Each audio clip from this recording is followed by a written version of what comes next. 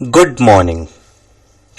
आज की class CMA inter plus CMA final ये दोनों के लिए है। ये अमेंडमेंट क्लास है। लॉ में जो अमेंडमेंट आया है वह अमेंडमेंट आपका दिसंबर एग्जाम के लिए एप्लीकेबल है। और जो मोस्ट इम्पोर्टेंट है अमेंडमेंट में, जो बहुत जरूरी अमेंडमेंट है, जो आपको जानना चाहिए और जो एग्जाम के लिए बहुत रेलिवेंट है, मैं सिर्फ वही वाला पढ़ा रहा हूँ। इसलिए इस वीडियो को गलती से भी मत छोड़िएगा। यह फाइनल के लिए भी है प्लस इंटर के लिए भी है। नोट्स की पीडीएफ शीट में दे दूंगा आपको वीडियो के लिंक के साथ। प्लस ध्यान से समझिएगा, एक एक प्रोविजन को ध्यान से समझिएगा। और मेरा क्लास आपको अच्छा लगा तो वीडियो को लाइक शेयर एंड सब्सक्राइब जरूर कीजिएगा। एकदम ध्यान से समझिए। मेरा पर्पस आपको समझाने का और कंसेप्चुअली समझना है, रटना नहीं है। देखिए, पहला चीज मैं बता रहा हूं, लिस्टेड कंपनी। लिस्टेड कंपनी के डेफिनेशंस में क्या अमेंडमेंट आया, जो सेक्शन 2 सब क्लोज 52 का जो डेफिनेशन था लिस्टेड कंपनी का, क्या था। देखिए, पहले क्या था और अभी क्या है मैं बताऊंगा, आपको समझ में आएगा। पहले सिंपल सा प्रोविजन था लिस्टेड कंपनी का। बोला गया था यदि कोई भी शेयर लिस्टेड है स्टॉक एक्सचेंज में तो उस कंपनी को रिकॉग्नाइज स्टॉक एक्सचेंज में शेयर लिस्टेड होना चाहिए था, तब उसको लिस्टेड कंपनी बोल देते थे। पहले क्या था, यदि कंपनी का कोई भी क्लास ऑफ शेयर्स यदि लिस्टेड है रिकॉग्नाइज स्टॉक एक्सचेंज में तो उसको बोल देते थे listed company. Class of shares में हर प्रकार का क्लास कवर था, मतलब इक्विटी शेयर भी कवर था, डेब्ट सिक्योरिटी भी कवर था, और रिडेमेबल प्रेफरेंस शेयर, जो non convertible redeemable preference share है, वो भी कवर था। Any class of shares listed होना चाहिए था रिकॉग्नाइज स्टॉक एक्सचेंज में, उसको बोल देते थे लिस्टेड कंपनी। लेकिन अमेंडमेंट में क्या आया सोचिए। अमेंडमेंट में दो बड़ी बात आई। बोला गया, अमेंडमेंट में क्या बोला गया, यदि कोई भी पब्लिक कंपनी का नॉन कन्वर्टेबल डेब्ट सिक्योरिटी या non convertible redeemable preference share listed है रिकॉग्नाइज स्टॉक एक्सचेंज में, तब भी उस पब्लिक कंपनी को लिस्टेड कंपनी नहीं बोलेंगे। मतलब पब्लिक कंपनी को लिस्टेड कंपनी कब बोलेंगे, जब उसका इक्विटी शेयर लिस्टेड होना चाहिए। चीज को समझिए, यदि किसी पब्लिक कंपनी का नॉन कन्वर्टेबल डेब्ट सिक्योरिटीज या non convertible redeemable preference share listed है स्टॉक एक्सचेंज में, तब भी उस पब्लिक कंपनी को अपने लिस्टेड कंपनी नहीं बोलेंगे। ये दो चीजों प्राइवेट कंपनी के लिए बोला गया, यदि कोई प्राइवेट कंपनी का नॉन कन्वर्टेबल डेब्ट सिक्योरिटी यदि लिस्टेड है रिकॉग्नाइज स्टॉक एक्सचेंज में, तब भी उस प्राइवेट कंपनी को लिस्टेड कंपनी नहीं बोलेंगे। अमेंडमेंट में क्या आया, ब्रीफ में ये बताना चाहता हूं। यदि किसी पब्लिक कंपनी का नॉन कन्वर्टेबल डेब्ट सिक्योरिटीज या non convertible redeemable preference share listed है स्टॉक एक्सचेंज में, तब भी उस पब्लिक कंपनी को लिस्टेड कंपनी नहीं बोलेंगे। और प्राइवेट कंपनी के लिए क्या बोला गया अमेंडमेंट में, यदि किसी प्राइवेट कंपनी का नॉन कन्वर्टेबल डेब्ट सिक्योरिटीज यदि लिस्टेड है तो उस प्राइवेट कंपनी को लिस्टेड कंपनी नहीं बोलेंगे। अमेंडमेंट में दो बातें आई, एक पब्लिक कंपनी के लिए, एक प्राइवेट कंपनी के लिए। पब्लिक कंपनी के लिए शॉर्ट में बोलते हैं, यदि पब्लिक कंपनी का डेब्ट सिक्योरिटीज या प्रेफरेंस शेयर यदि लिस्टेड है तब भी उस पब्लिक कंपनी को लिस्टेड कंपनी नहीं बोलेंगे। और प्राइवेट कंपनी के लिए बोला गया, यदि डेब्ट सिक्योरिटी उसकी लिस्टेड है तब भी उस प्राइवेट कंपनी को लिस्टेड नहीं बोलेंगे। मतलब क्लास ऑफ सिक्योरिटीज में दो चीज को हटा दिया गया, नॉन कन्वर्टेबल डेब्ट सिक्योरिटीज और non convertible redeemable preference share को हटा दिया गया है। ठीक है, समझ में आया। पहले क्या था, यदि नॉन कन्वर्टेबल डेब्ट सिक्योरिटी लिस्टेड है तब उस कंपनी को लिस्टेड बोल देते थे। Non convertible redeemable preference share listed है तो उस कंपनी को लिस्टेड कंपनी बोल देते थे। लेकिन इस दोनों चीज को इससे हटा दिया गया लिस्टिंग का स्टेटस है। यदि ये सब लिस्टेड है तब भी उस पब्लिक कंपनी को या उस प्राइवेट कंपनी को लिस्टेड कंपनी नहीं बोलेंगे। बस यही बोला गया, सारांश इसका यही है और कुछ नहीं है। माने out of the definition of listed company से निकाल दिया गया है दो चीजों को। अब ध्यान से समझिएगा, स्मॉल कंपनी। सेकेंड अमेंडमेंट आया स्मॉल कंपनी का। स्मॉल कंपनी को पहले बोला जाता था यदि कोई भी प्राइवेट कंपनी, याद रखिएगा स्मॉल कंपनी हमेशा प्राइवेट लिमिटेड कंपनी रहता है, पब्लिक लिमिटेड कंपनी कभी भी स्मॉल कंपनी नहीं हो सकती, तो इसीलिए अदर देन पब्लिक कंपनी बोलते हैं स्मॉल कंपनी को। पहले डेफिनेशन था, यदि किसी कंपनी का पेड अप कैपिटल, देखिए paid up capital of it does not exceed, यदि किसी कंपनी का पेड अप कैपिटल 50 लाख तक है या टर्नओवर 2 करोड़ तक है, तब उस कंपनी को स्मॉल कंपनी बोलते थे। लेकिन 1/4/2021 में जो अमेंडमेंट आया, उस 50 लाख का पेड अप कैपिटल का लिमिट को 2 करोड़ कर दिया गया और उस टर्नओवर का लिमिट को 20 करोड़ कर दिया गया है। मतलब यदि कोई प्राइवेट कंपनी जिसका पेड अप कैपिटल 2 करोड़ तक है और टर्नओवर 20 करोड़ तक है, तो उसको स्मॉल कंपनी बोलेंगे।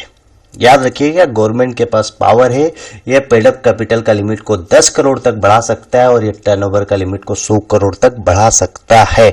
बढ़ाया नहीं, अभी स्मॉल कंपनी का limit paid up capital 2 crore तक है और टर्नओवर 20 करोड़ तक है, ये याद रखना है। लेकिन यह प्रोविजन 1/4/2021 के लिए है।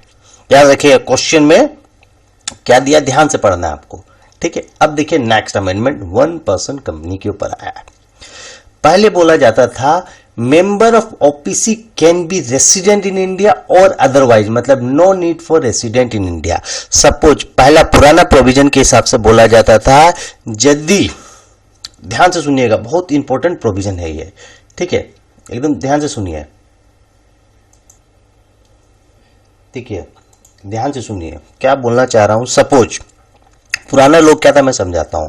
मैं था रेसिडेंट इन इंडिया, ठीक है, मैं इंडियन सिटीजन हूं और मैं रेसिडेंट इन इंडिया हूं, मैं इंडिया में कम से कम 182 दिन रहा हूं, तभी मैं ओपीसी का मेंबर बन पाता। रूल के हिसाब से, पुराने रूल के हिसाब से, यदि मैं इंडियन सिटीजन हूं और मैं इंडिया में कम से कम 182 दिन रहा हूं, तभी मैं जो यदि ओपीसी बनाऊंगा और उसका मेंबर बन सकता था मैं।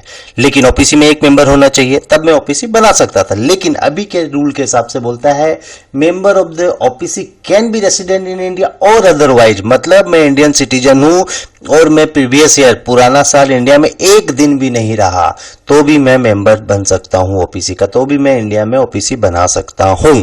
समझ में आया?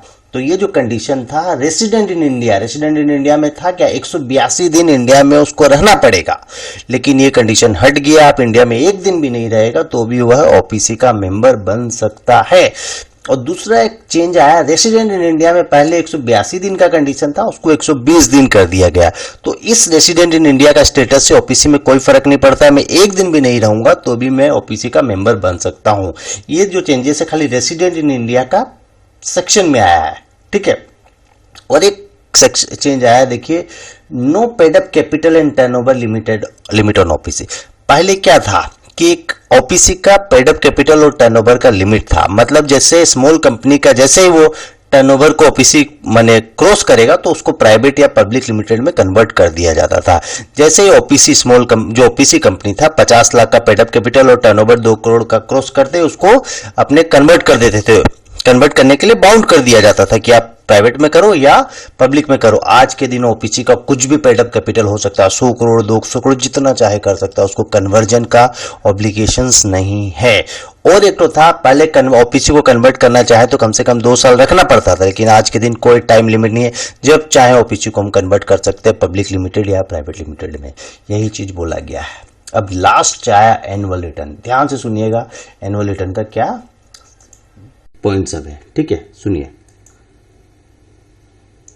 देखिए एनुअल रिटर्न का ध्यान से समझिएगा। एनुअल रिटर्न क्या होता है, कंपनी को अपना शेयर होल्डर का detail registered of company ROC को देना पड़ता है, ठीक है, उसको बोलते हैं एनुअल रिटर्न। एनुअल रिटर्न क्या होता है, कंपनी जब अपना एनुअल जनरल मीटिंग करता है वहां से 60 दिन के अंदर कंपनी को अपना एनुअल रिटर्न फाइल करना पड़ता है। यदि एजीएम नहीं होगा तो जिस डेट में एजीएम होने वाला था वहां से 60 दिन के अंदर कंपनी को अपने एनुअल रिटर्न आरओसी को सबमिट करना पड़ता है। एनुअल रिटर्न में क्या जाता है, शेयर होल्डर का डिटेल जाता है, कंपनी का कौन कौन शेयर होल्डर और कितना कितना शेयर होल्ड करके रखा उसका डिटेल जाता है।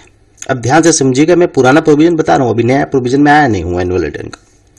पहले प्रोविजन था कि कोई भी company, every company, public company हो प्राइवेट कंपनी हो, अदर देन 1% कंपनी और स्मॉल कंपनी को छोड़ के वह कंपनी को अपना एनुअल रिटर्न MGT 7 में फाइल करना पड़ता था। आज भी वही करना पड़ता है, लेकिन नया अमेंडमेंट यह है कि 1% कंपनी और स्मॉल कंपनी को अपना एनुअल रिटर्न MGT 7A, नया फॉर्म आया MGT 7A में 1% कंपनी को और स्मॉल कंपनी को अपना एनुअल रिटर्न फाइल करना पड़ेगा आरओसी के पास। या अब देखिए और एक ठो चेंजेस आया, penalty for non filing of annual return. यदि कंपनी और ऑफिसर ऑफ कंपनी का यदि एनुअल रिटर्न नहीं फाइल करता तो उसके पेनल्टी में भी कुछ चेंजेस आया। पहले कंपनी और ऑफिसर यदि डिफॉल्ट करता है, एनुअल रिटर्न को नहीं फाइल करता है और फाइल में कोई डिफॉल्ट करता है तो उसका पेनल्टी था 50,000, अब वो उसको माइनस करके 10,000 कर दिया गया है। पेनल्टी को कम कर दिया गया, पेनल्टी का बर्डन कंपनी के ऊपर कम आएगा। और मैक्सिमम पेनल्टी पहले 5 लाख थी, अब कंपनी की 2 लाख की गई कर दी गई है, ऑफिसर डिफॉल्ट की 50,000 कर दी गई है। और पहले कंपनी सेक्रेटरी यदि रॉन्गली सर्टिफाई कर देता था एनुअल रिटर्न तो उसकी पेनल्टी 5 लाख की थी, उसको भी घटा के 2 लाख कर दिया गया है। तो 4 इंपॉर्टेंट मैंने अमेंडमेंट आपको बताया है, एकदम ध्यान से सुनिएगा और ये समझ लीजिए और मेरा सीट को पढ़ लीजिए। इस 4 अमेंडमेंट में एग्जाम में क्वेश्चन एकदम श्योर है, इंटर हो या फाइनल हो, एकदम श्योर क्वेश्चन आएगा। Thank you.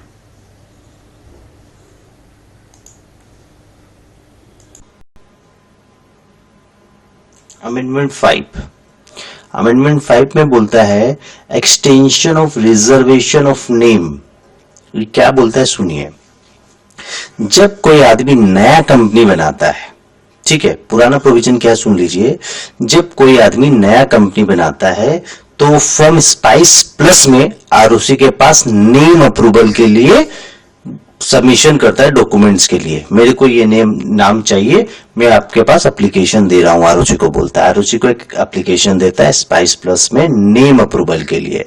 तो आरओसी जब उसका नाम अप्रूव कर देता है, सपोज आरओसी उसका नाम अप्रूव कर देता है, तो जब वो आरओसी नाम अप्रूव करता है, उस जो नेम उसको अलॉट करता है, उस नेम के साथ उसको सारा डॉक्यूमेंट्स, फिर आरओसी को मेमोरेंडम, आर्टिकल और रजिस्टर्ड ऑफिस, सारा डॉक्यूमेंट्स उसको विद इन 20 डेज के अंदर सबमिट करना पड़ता है। मतलब नेम अप्रूवल का जो वैलिडिटी था पुराना एक्ट में सिर्फ 20 दिन तक था।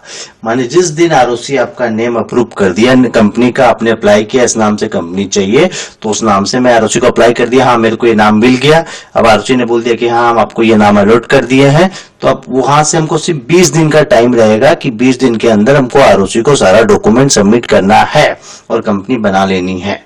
लेकिन उसी चीज में एक्सटेंशन लेके आया, अमेंडमेंट उसी चीज का है। पहले प्रोविजन था सिर्फ 20 दिन, जहां से नेम अप्रूव हुआ वहां से 20 दिन के अंदर हमको आरओसी को सारा डॉक्यूमेंट सबमिट करना पड़ता था। यदि 20 दिन के अंदर नहीं कर पाएंगे तो मेरा कंपनी बन नहीं पाता उस नाम से, ठीक है। लेकिन अभी जो अमेंडमेंट लाया है उसमें बोलता है कि आपको 20 दिन की जगह 45 दिन का भी एक्सटेंशन दे देंगे। मतलब और एक्स्ट्रा कितना हुआ, पूरा अमेंडमेंट को समझा रहा हूं, देखिए और एक्स्ट्रा कितना मिला है यहां पर आपको। 20 दिन था पहले, अब 45 दिन मिल गया, 25 दिन का बेनिफिट मिल गया है। मेरे को समझ में आ गया, 25 दिन का बेनिफिट मिल रहा है। पहले सिर्फ 20 दिन का मिलता था, अब 25 दिन मिलता है, लेकिन उस एक्स्ट्रा बेनिफिट के लिए एक्स्ट्रा फीस देना पड़ेगा आरओसी को।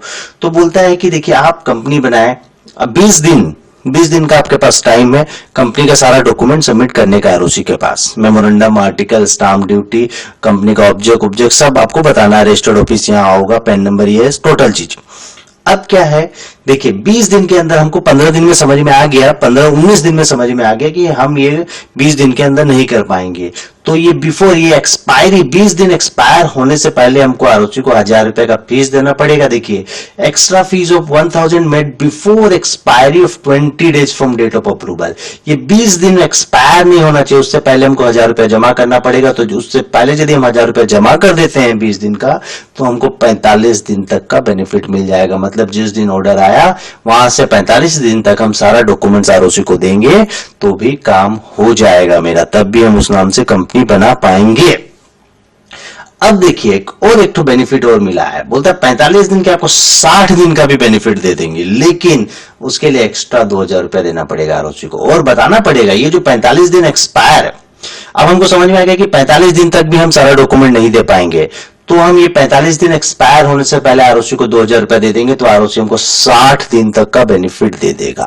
मतलब घुमा फिरा के यदि आपको 60 दिन का बेनिफिट, मतलब 20 दिन का मिलता है तो और 40 दिन का बेनिफिट मिल जाएगा, आपको एक्स्ट्रा 3000 रुपया लग जाएगा। और स्टार्टिंग में ही हमको पता है कि मेरे को कम से कम 50-60 दिन लगेगा, तो हम डायरेक्टली 60 दिन का एक्सटेंशन ले सकते हैं 3000 रुपया देके। मतलब एक्स्ट्रा 40 दिन का बेनिफिट आप इधर से भी पकड़िए 3000 रुपया लगेगा, और डायरेक्ट भी आप स्टार्टिंग में ही ले लेंगे तो भी 3000 रुपया लगेगा। समझ में आया? यदि हमको यहाँ लगता है कि 45 दिन के अंदर कर देंगे तो हम 1000 देके एक्स्ट्रा पैसा काम कर सकते हैं, या 60, यदि यहाँ नहीं समझ में आया तब मेरा 3000 रुपया लग जाएगा। मतलब 40 दिन का आप एक्सटेंशन ले सकते हैं, आपको एक्स्ट्रा 3000 रुपया देना पड़ेगा। अमेंडमेंट यही है कि पहले 20 दिन के अंदर आपको सारा डॉक्यूमेंट्स आरओसी को इनकॉर्पोरेशन रिलेटेड सबमिट करना पड़ता था और कंपनी को बना लेना पड़ता था, लेकिन अब 20 दिन का टाइम पीरियड को बढ़ा दिया गया है, मतलब 20 दिन की जगह 60 दिन हो गया है। बस यही अमेंडमेंट है। ठीक है, थैंक यू।